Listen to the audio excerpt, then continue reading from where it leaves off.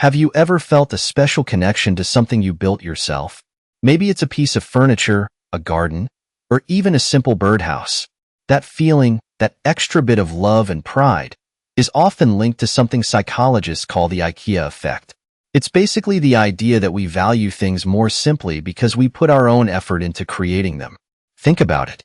You buy a flat-pack desk from IKEA. It arrives in a giant box, and it takes hours to assemble. Screws, Allen keys, and a whole lot of frustration later, you finally have your desk. It might not be perfect. There might even be a few extra screws left over. But guess what? You probably love that desk more than a similar one you could have bought already assembled. That's the IKEA effect in action. It's not just about furniture. The IKEA effect applies to all sorts of things. Someone who bakes a cake from scratch often appreciates it more than someone who buys one at a bakery, even if the store-bought cake tastes better. A parent might cherish a child's handmade drawing more than a professionally created piece of art. The effort we put in inflates our perception of value. But why does this happen?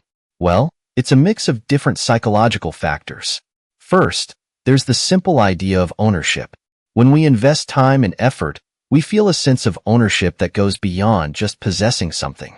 It's like we've truly made it our own, poured a piece of ourselves into it. This feeling of ownership naturally increases our attachment to the object. Secondly, there's the element of accomplishment. Building something, regardless of its complexity, gives us a sense of accomplishment. This accomplishment boosts our self-esteem and makes us feel good. We connect those positive feelings with the object we created.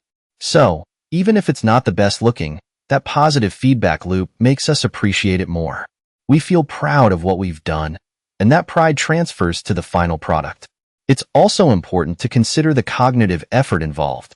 When we build something, we invest mental energy in understanding the process and solving problems along the way. We learn, we adapt, and we overcome challenges. This increased engagement increases our appreciation for the outcome.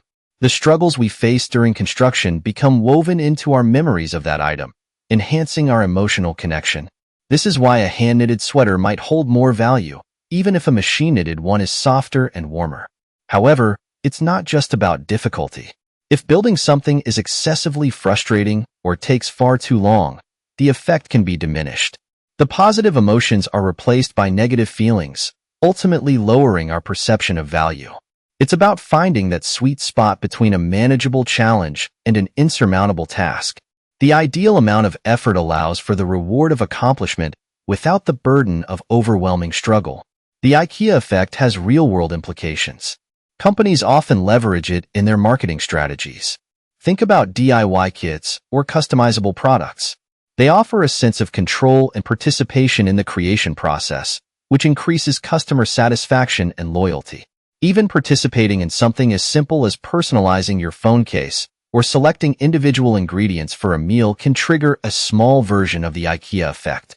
Interestingly, the effect even extends to our relationships.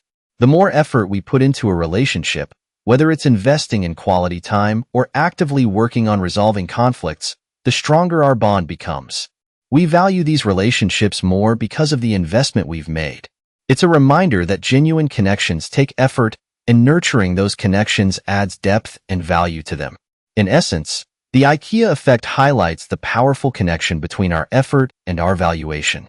It reminds us that the value of something is not just determined by its objective qualities, but also by our personal experience and investment in it. It's a subtle reminder of how powerful our own involvement can be in shaping our perceptions and feelings towards the world around us. The next time you assemble some flat-pack furniture, or perhaps accomplish something in your garden, take a moment to appreciate this phenomenon.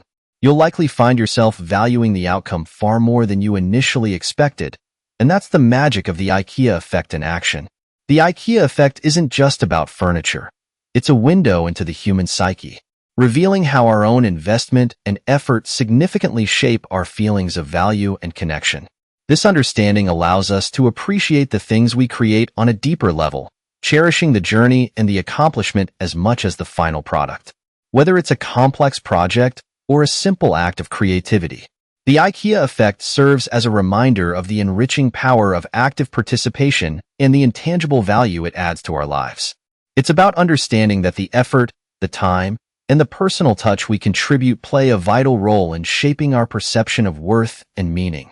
It's a powerful lesson in appreciating the process as much as the product, and a reminder that the things we build ourselves, both literally and figuratively, often hold a special place in our hearts and minds.